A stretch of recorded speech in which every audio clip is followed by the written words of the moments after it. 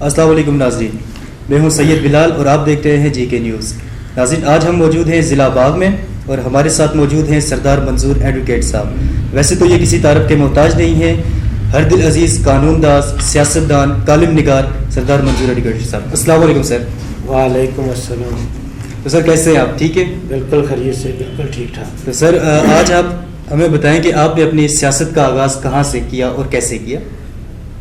سب سے پہلے تو میں جے کے نیوز کا شکریہ ادا کرتا ہوں، آپ کی ساری ٹیم کا، کہ آپ نے مجھے یہ موقع مہیا کیا کہ میں اپنی آواز آپ کے ذریعے مختلف جگہوں پر، مختلف ممالک میں اور اپنے حلقے کے عوام تک پہنچا سکوں۔ آپ نے سوال کیا، میں یہ گزارش کرنا چاہتا ہوں کہ میں جب سے اپنا ہوش سنبھالا ہے، میں نے ایک میرے اندر تڑپ رہی ہے، میں کوشش کرتا رہا ہوں کہ میں کہیں نہ کہیں اپنی وسعت کے مطابق چھوٹا موٹا کام کر سکوں، جو لوگوں کی بھلائی کے لیے ہو، جو کسی غریب کے کام آ سکوں، اس کے لیے اپنا کوئی کردار ادا کر سکوں۔ میں نے جب ابتدا میں ملازمت شروع کی تو میں ملازم تنظیموں میں کام کرنے لگا اور باقی ساری تنظیموں کی ایک جوائنٹ سپریم کونسل بنا کر میں اس کا صدر بن گیا، اور پھر ہم نے ملازمین کے حقوق کے لیے آواز بلند کی۔ 1.5 سال تک ہم نے تحریک چلائی اور پھر 13 دن میں آزاد کشمیر سیکریٹریٹ میں اپنے ساتھیوں سمیت ہڑتال پر بیٹھا، بھوک ہڑتال کی، اور پھر وہاں سے ہم آگے نکلے اور ہمارے مطالبات منظور ہوئے۔ اس کے ساتھ ساتھ میں سیاسی فیلڈ میں بھی کام کرتا رہا۔ ابتدا میں میجر ریٹائر سردار محمد ایوب خان سابق اسپیکر، اللہ ان کو مغفرت فرمائے، ان کے ساتھ میں کام کرتا رہا۔ 85 کے الیکشن میں ان کے ساتھ رہا۔ 87 میں سردار قمر الزمان صاحب جب مسلم کانفرنس میں شامل ہوئے، جنرل سیکرٹری بنے، تو ہم ان کی ٹیم کا حصہ بن گئے، اور پھر وہاں سے آزاد گروپ، اور 93 میں جب وہ پیپلز پارٹی میں شامل ہوئے تو ہم ان کے ساتھ اس ٹیم کا حصہ رہے اور پھر ہم کام کرتے رہے۔ میں نے ملازمت کو خیر آباد کا، میں نے آفٹر ریٹائرمنٹ لے لی تو میں نے وکالت کے پیشے کو اختیار کیا، اور ڈسٹرکٹ بار باغ میں نے آ کر جماعت کو منظم کرنا شروع کیا، اور پہلی دفعہ ڈسٹرکٹ بار باغ میں نے اس وقت الیکشن لڑا جو پیپلز پارٹی کے کینڈیڈیٹ کے طور پر، اور مجھے یہ اعزاز حاصل ہے کہ میں پہلا پریزیڈنٹ ڈسٹرکٹ بار باغ ہوں جو پیپلز پارٹی کی طرف سے نامزد تھا، اور پیپلز پارٹی کی بنیاد پر الیکشن لڑ کر تو میں نے کامیابی حاصل کی، اور وہ ریکارڈ اسی طرح ہے۔ اس کے بعد آج تک پھر ہمارا کوئی کینڈیڈیٹ اس طرح نہیں جیت سکا، اور اس میری حلف برداری میں وزیر اعظم آزاد کشمیر باغ تشریف لائے تھے اور انہوں نے حلف لیا تھا، بڑا ایک لمبا چوڑا فنکشن تھا، اور انہوں نے بھی اس کا اظہار کیا تھا کہ پہلی دفعہ باغ میں یہ ڈسٹرکٹ بار باغ میں پیپلز پارٹی کو نمائندگی ملی۔ سر آپ 83 سے سردار قمر الزمان خان صاحب کے ساتھ ہیں، تو ابھی حال ہی میں آپ کے ان کے ساتھ کچھ اختلافات ہوئے، تو کیا آپ یہ بتائیں گے کہ کس وجہ سے آپ کے کوئی اختلافات ان کے ساتھ ہوئے؟ میرے اختلافات ان کے ساتھ کوئی ذاتی نوعیت کے نہیں ہیں، نہ ہی میں نے کبھی کوئی ذاتی منفعت کے لیے یہ سیاست کی یا اس فیلڈ میں کبھی کام کیا۔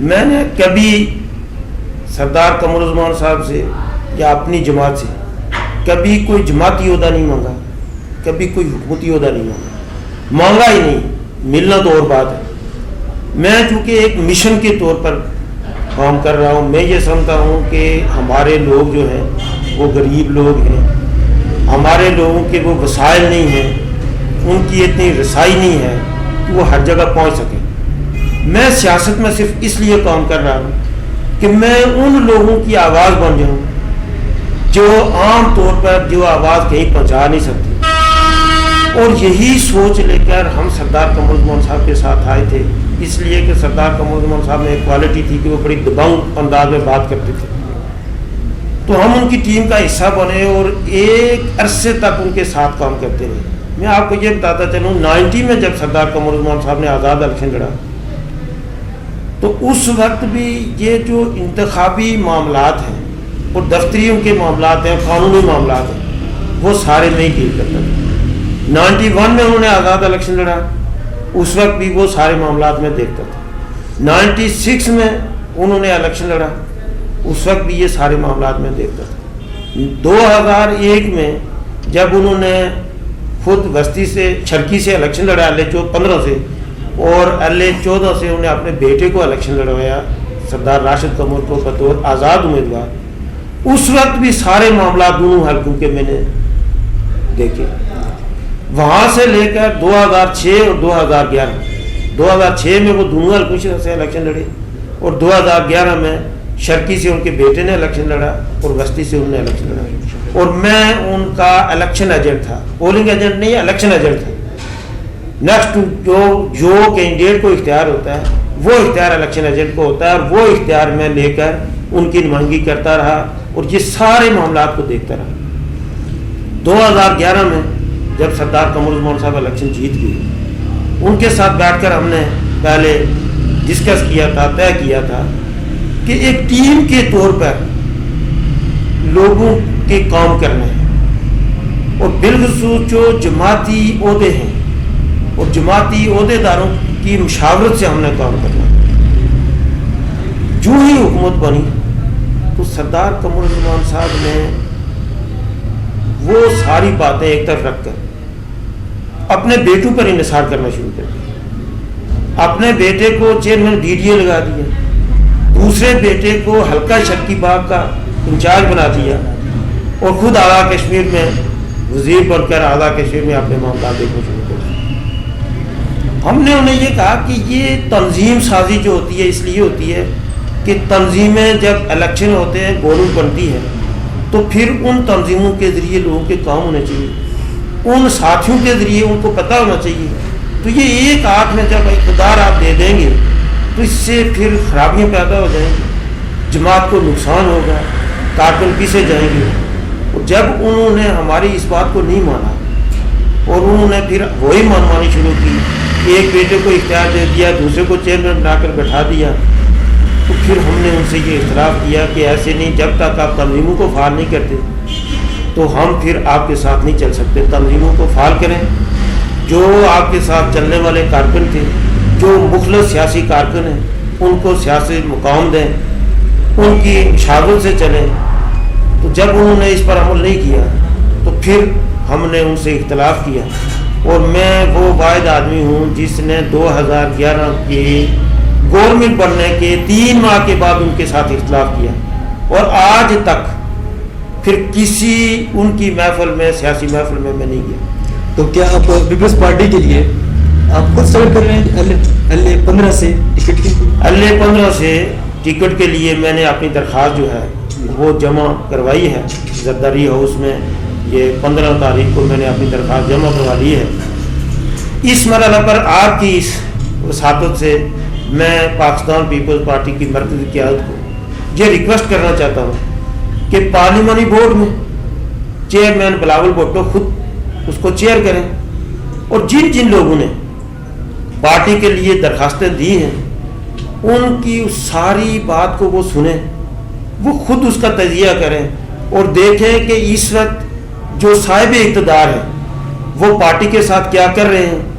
जो पार्टी के साथ उन्होंने खिलवाड़ किया है इसका अजाला उसी सूरत में होगा कि वो खुद चेयर करें पार्टी के उस पार्लिमानी बोर्ड को, और फिर वो एनालाइज करें कि क्या जो वो लोग, जो वो कारकुन, जो बुनियादी कारकुन थे जिन्होंने मुश्किल वक्त में जमात को सहारा दिया, उनके साथ इस हुकूमती दौर में गुजरा ने इन लोगों ने क्या किया, और जो उन्होंने आगे नामजद किए हुए थे वो कौन लोग थे, और किन लोगों को जो है वो बार बार अकोमोडेट कर रहे हैं जिनका कोई तल्लुक नहीं था जमात से, जिन्होंने कभी जमात के लिए कुर्बानी नहीं दी, जिन्होंने जमात के खिलाफ काम किया उनको सियासी ओहदे दिए, उनको एडजस्ट किया, उनके काम किए, और जो असल लोग हैं वो कहीं परेशान बैठे हैं।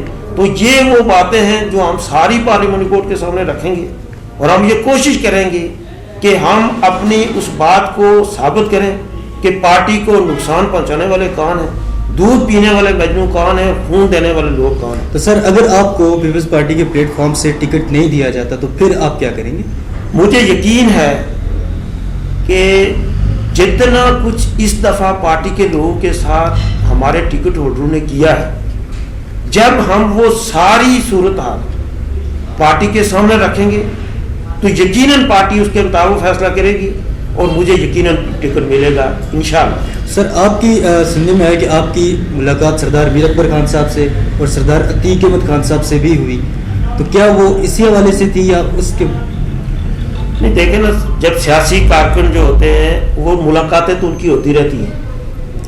یہ کوئی ایسی، میر اکبر صاحب چونکہ بار ممبر ہیں ہمارے، جی، وہ روزانہ بار میں آتے ہیں اور ان کے ساتھ آج سے نہیں 30 سالوں سے ملاقات ہوتی ہے، لیکن جب بھی پارٹی کی بات آتی ہے ہم ان کی مخالفت کرتے ہیں، الیکشن آتا ہے ہم ان کی مخالفت کرتے ہیں۔ میں نے آپ کو کہا کہ ان کے خلاف 2006 میں بھی اور 2011 میں بھی میں ان کے خلاف الیکشن ایجنٹ تھا، اور پورے حلقے میں، پورے اس ریٹرننگ آفیسر کے اس معاملات میں جو قانونی جو معاملات تھے وہ سارے میں خود دیکھتا رہا اور ان کے خلاف دیکھتا رہا۔ تو ملاقاتیں ہماری روزانہ ہوتی ہیں، ملاقاتوں کا تو کوئی مسئلہ نہیں ہوتا۔ تو حلقہ اہلیہ شریف 15 میں ٹوٹل کتنا ووٹ ہے، اور آپ اگر الیکشن میں اسٹرگل کر رہے ہیں تو آپ کو کتنا ووٹ بینک ہوگا؟ میں یہ سمجھتا ہوں کہ دیکھیں نا، پچھلا جو الیکشن ہوا اس میں ہمارے حلقے کے 127 پولنگ اسٹیشن تھے اور 77,000 کچھ ووٹ، 100 ووٹ تھے۔ ابھی چونکہ نئی ووٹر لسٹیں بن رہی ہیں اور وہ اس دفعہ تھوڑا پروسیس تبدیل ہوا ہے، شناختی کارڈ کی مستقل پتے کی بنیاد پر بن رہی ہیں، تو میں سمجھتا ہوں کہ شاید وہ تعداد کم ہو، اور اگر وہ تعداد کم ہوتی ہے تو میں سمجھتا ہوں کہ 70 لاکھ کے لگ بھگ یہ ووٹ پہنچ سکتے ہیں میرے اپنے ایسٹیمیٹ کے مطابق، چونکہ وہ فائنل نہیں ہوا۔ یہ کہنا تو قبل از وقت ہوگا کہ میرے کتنے ووٹ ہوں گے، اس لیے کہ ووٹوں کی اندراج، وہ فہرست، وہ ساری بات آئے گی۔ میں دعوے سے یہ کہتا ہوں، اللہ کے فضل سے، اللہ کی تائید و نصرت سے پیپلز پارٹی نے مجھے ٹکٹ دیا تو میں اس حلقے میں وننگ پوزیشن میں ہوں گا، اور میر اکبر صاحب میرا مقابلہ کریں گے اور وہ انشاءاللہ اتنے ڈیفیٹ ہوں گے جس کا انہیں بھی اندازہ نہیں ہے۔ باقی تو میں نے سمجھتا کوئی مقابلہ اور کوئی کینڈیڈیٹ میرے مقابلے میں آئے گا، تو تعداد البتہ وہ قبل از وقت بات۔ تو جو ووٹنگ لسٹیں بن رہی ہیں، اکثر کا کہنا ہے کہ جی بھائی ان میں کوئی شفاف ووٹنگ لسٹیں نہیں ایشو ہو رہی ہیں، یا اس بارے میں آپ کیا کہنا چاہیں گے؟ کیا نہیں، شفاف کی بات اور ہے لیکن مسائل کی بات اور ہے۔ ووٹر فہرستیں بنانے میں اس وقت مسائل پیش آ رہے ہیں۔ شفاف تو اس لیے کہ ایک چیف الیکشن کمشنر صاحب نے ایک بات کہی، انہوں نے یہ کہا کہ شناختی کارڈ کی بنیاد پر جو جس کا مستقل پتہ ہے اس کی بنیاد پر وہ ووٹ کا اندراج ہونا چاہیے۔ لیکن اب پرابلم کیا ہے؟ پرابلم یہ ہے کہ ہمارے لوگ چونکہ اس طرح کے پڑھے لکھے نہیں، بہت دیہاتوں میں لوگ رہنے والوں کو وہ ساری بات کا علم نہیں تھا۔ پھر ہمارے لوگ جو ہے وہ پاکستان میں بیرون ملک ہیں، انہوں نے شناختی کارڈ بنوائے تو وہاں انہوں نے مستقل پتہ جو ہے وہاں کا، کوئی کراچی میں رہتا ہے کراچی کا لکھوا دیا، کوئی راولپنڈی میں رہتا ہے وہ راولپنڈی کا لکھوا دیا، کوئی لاہور میں رہتا ہے لاہور کا لکھوا دیا۔ اب اس بنیاد پر ان لوگوں کے ووٹ درج نہیں ہو سکتے، جو مشکل ہے، اور اس سے بہت سارے وہ لوگ جو بالکل حقیقتاً ووٹر ہیں، یہاں کے رہنے والے ہیں، ان کے گھر موجود ہیں، وہ ووٹ الیکشن کے دوران آتے تھے، وہ سارے لوگ اپنے اس حق سے محروم ہو جائیں گے۔ یہ ایک اس میں پرابلم آ رہی تھی۔ تو آپ نے اپنی پریس کانفرنس میں کہا تھا کہ ویمن یونیورسٹی میں جو تقرریاں کی جا رہی ہیں اس میں ٹوٹلی میرٹ کی پامالی ہے۔ آپ نے بہت ہی اچھا سوال کر دیا ہے۔ ویمن یونیورسٹی آزاد کشمیر کی پہلی یونیورسٹی ہے جو باغ میں قائم ہوئی ہے، اور یہ HEC کا ادارہ ہے۔ یونیورسٹیاں جو ہیں یہ قائم ہوتی ہیں، ان کا مقصد یہ ہوتا ہے کہ اس علاقے میں اور پھر اس ملک میں تعلیم میں بہتری پیدا کی جائے، پڑھے لکھے لوگ جو ہیں وہ پیدا ہوں، اور بالخصوص خواتین کے شعبے میں باغ میں جس کی بڑی ضرورت تھی، آزاد کشمیر میں بڑی ضرورت تھی۔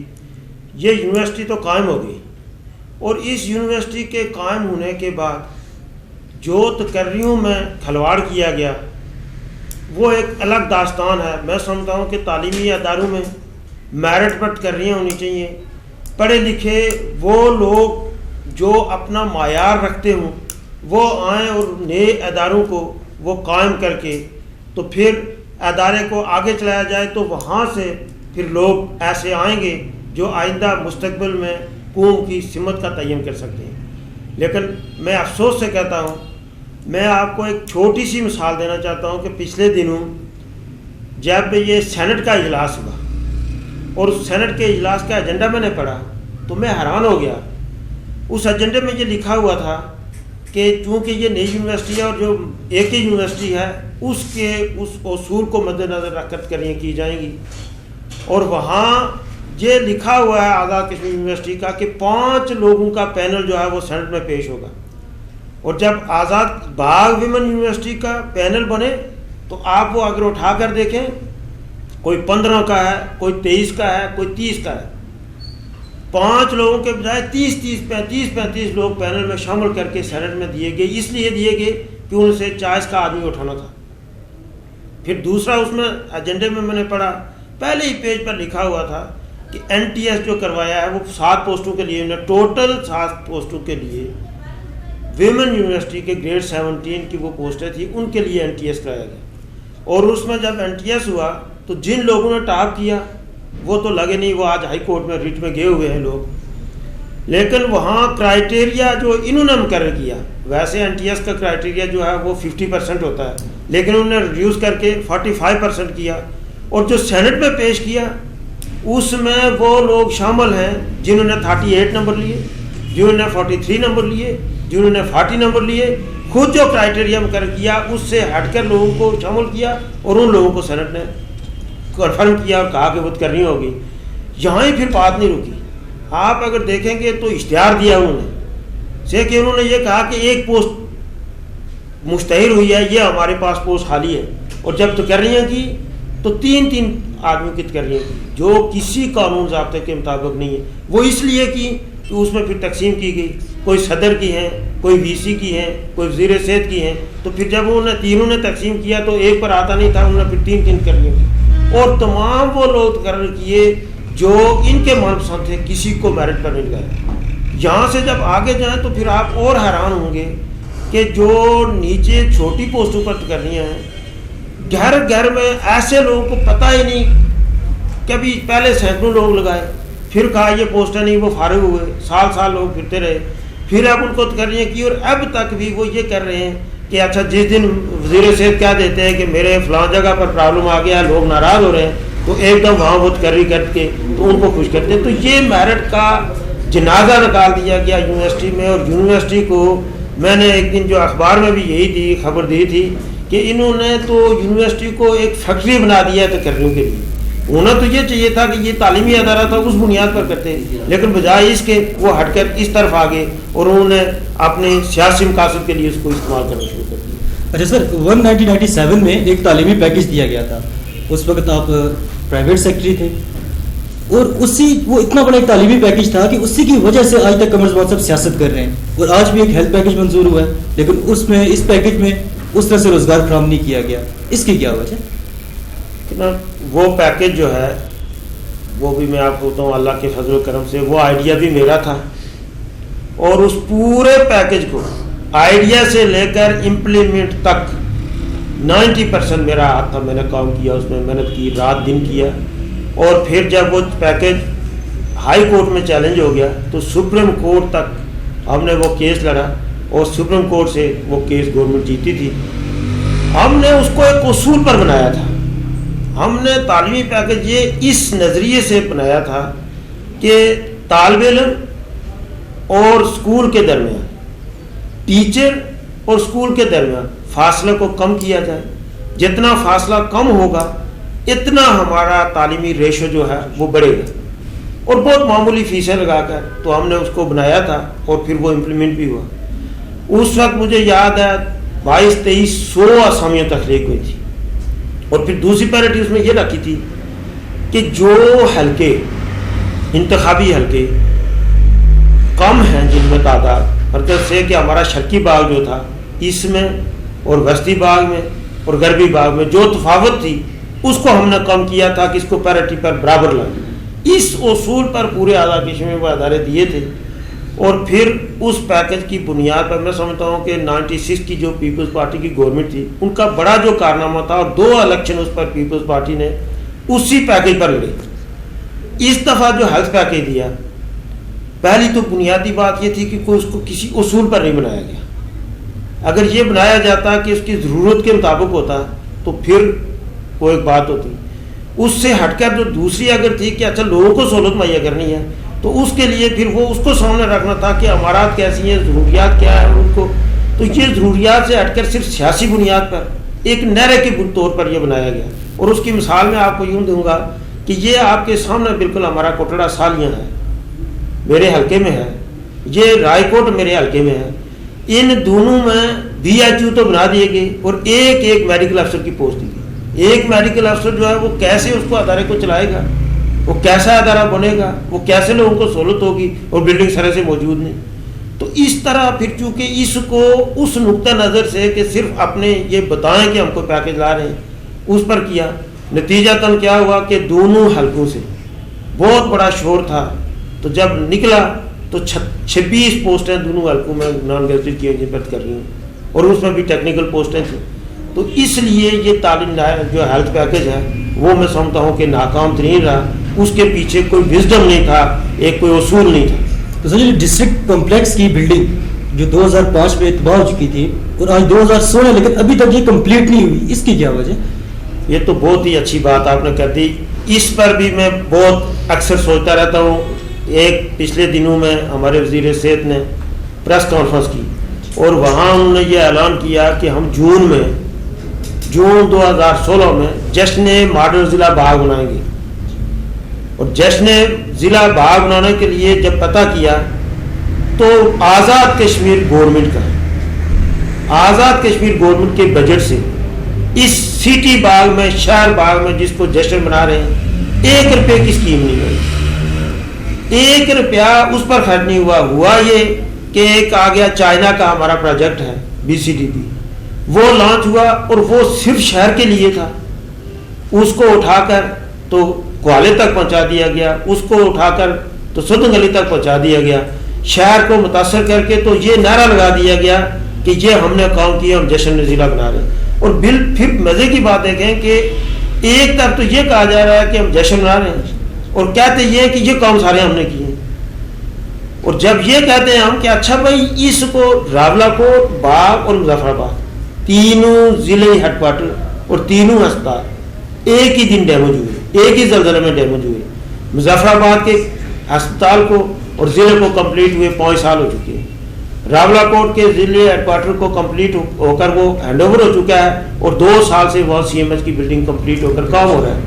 باغ کا ڈسٹرکٹ کمپلیکس اور باغ کا ڈسٹرکٹ ہیڈ کوارٹر ہسپتال دونوں ابھی وہیں پڑے ہوئے اور وزارت صحت ہمارے پاس ہے، اس کے باوجود ہسپتال نہیں بن سکا. اور جب یہ پوچھیں کہ اچھا بھائی یہ کیوں نہیں ہوا تو کہتے ہیں وہ تو ہیرا کا ہے. جب CDP کی پوچھیں تو کہتے ہیں ہم کر رہے ہیں. وہاں بھول جاتے ہیں کہ یہ بھی ہیرا کا ہے، یہ بھی زلزلے کا پروجیکٹ ہے. اور جب وہاں آتا ہے تو بنیادی طور پر میں سمجھتا ہوں کہ یہ نامکمل ہونے کی جو وجہ ہے وہ ہماری قیادت کی نااہلی ہے. وہ حکمران جماعت سے ہیں، وہ اپوزیشن سے، دونوں جو نمائندے ہیں ان کی نااہلیت کی وجہ سے آج تک یہ جو ہے ضلعی ہیڈ کوارٹر ہمارا کمپلیٹ. جو PCD پہ پروجیکٹ پہ جو کام ہو رہا ہے تو کیا یہ حکومت پروموٹ کر رہی ہے یا ایرا کی طرف سے ہو رہا ہے؟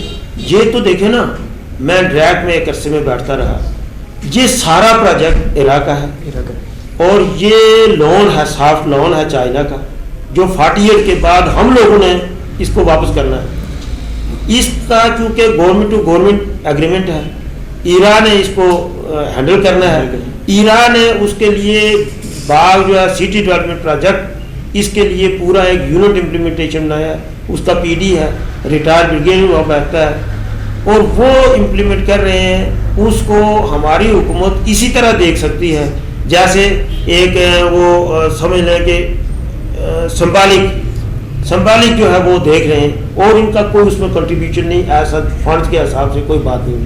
اچھا کہا جاتا ہے جو محکمہ تعمیرات کے تھرو جو ٹھیکے ملتے ہیں تو کمر عثمان صاحب یہ کمیشن لے کر ٹھیکیداروں سے نہیں ٹھیکے دیے؟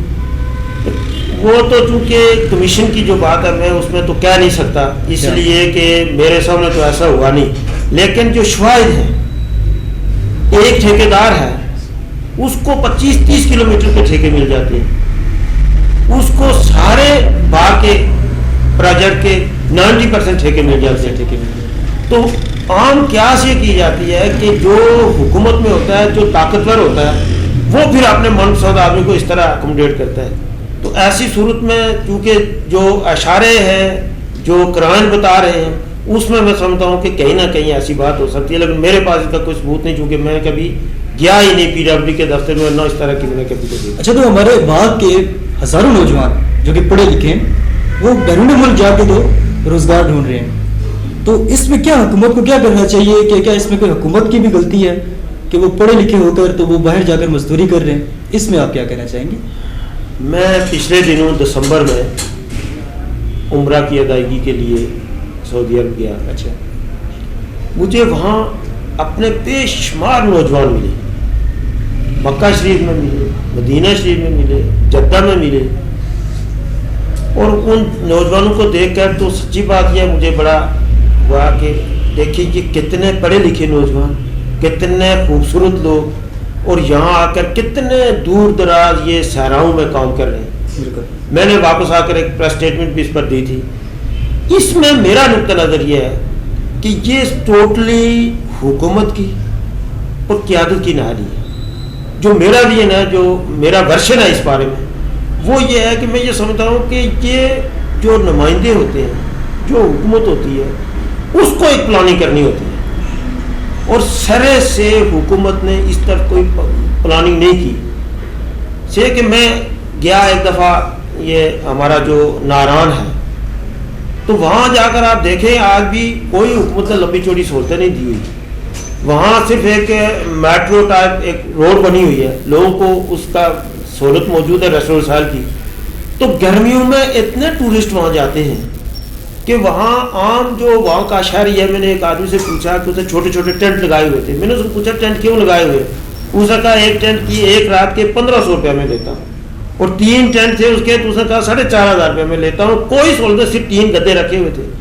تو اس طرح کی میں سمجھتا ہوں ٹورزم کو ڈیولپ کر کے، انڈسٹریز کی طرف جا کر، اور اس طرح کے وسائل مہیا کر کے، تو لوگوں کو یہاں اگر اس طرح کی ترغیب دی جائے تو یہ نوجوان بجائے وہاں جا کر خدمت کرنے کے اپنے ملک میں خدمت بھی کر سکتے ہیں، اور ان کی ارننگ بھی ہو سکتی ہے، اور ہم اس ملک کو آگے لے جا کر ڈیولپ کر سکتے ہیں. تو یہ بنیادی طور پر حکومت کی نااہلی ہے کہ انہوں نے اس طرح کوئی منصوبہ بندی نہیں کی سمجھ. تو ٹھیک ہے منظور صاحب، ہم آپ سے اجازت چاہیں گے، پھر انشاءاللہ نیکسٹ آپ سے گفتگو کریں گے اور آپ کی باتوں سے محظوظ ہوں گے. بہت شکریہ. یہ تھے ناظرین سردار منظور ایڈوکیٹ خان صاحب. اسی کے ساتھ ہم اجازت چاہیں گے. میں ہوں سید بلال. اللہ حافظ.